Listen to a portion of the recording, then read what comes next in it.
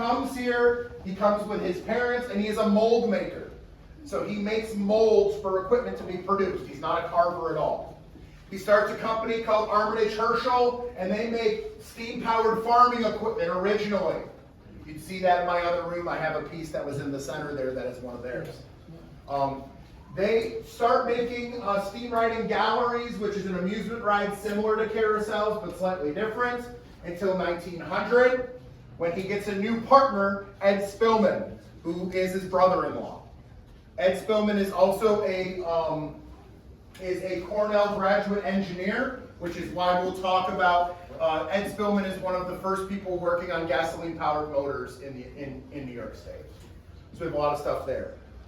Eventually, the two of them split, with Ed renaming the company Spillman Engineering, and Alan Herschell buying the building you're standing in and creating the Alan Herschell Company. So he leaves his brother-in-law and sets up direct competition 2 blocks down the street in this building. He takes 40% of their employees with him. So it really isn't great for the holidays for a while, pretty much until Ed passes away and Alan buys his business back. But that's how we produce all the different equipment and different types of amusement. I have 2 player pianos in the room. The one over there with the bench is a home player piano, which you would have at your house and you would pump.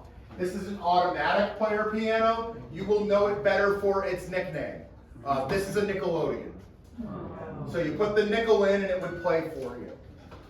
The things I want to focus on in this room are going to be the menagerie animals in the middle. So you have a rooster. That's one of the earliest forms of menagerie animals. They're animals that we still know, like domesticated animals, but there's something a little different to catch people's eye.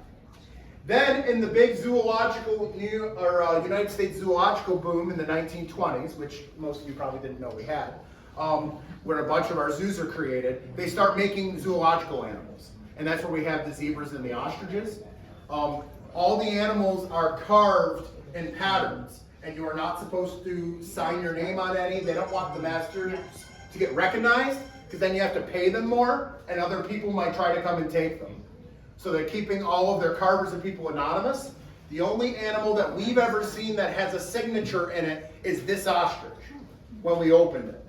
When we opened the inside, where it was hollow, there was the initials of a carver, and then there was a female's name. And we didn't know what it was until we did some genealogical research. It also has the date, and that was the date that his first daughter was born. So he was carving and working after his daughter was born, around the same time, and he wrote her name, birth date, and his initials in the middle of the animal, even though he could have lost his job if anyone found out, and then glued it back up. We were able to actually speak with her before I was here at the museum, before she passed away, and then her kids and now her granddaughter have all been to the museum to see Grandma's ostrich. Now, the other thing I want to point out is in this corner before we move on, we've got the Alan Herschell wooden horse here. So this horse was made in 1920, made of wood. To my right is the 2008 fiberglass horse that was made by Chance Amusements. Chance Amusements still makes carousels to this day. They are in Wichita, Kansas. And they are who purchased our company in 1970. They very generously gave us this horse to allow us to show the difference between the two. So please take a look at that. I'll answer your question as we move to the next space towards the carousel. Yeah.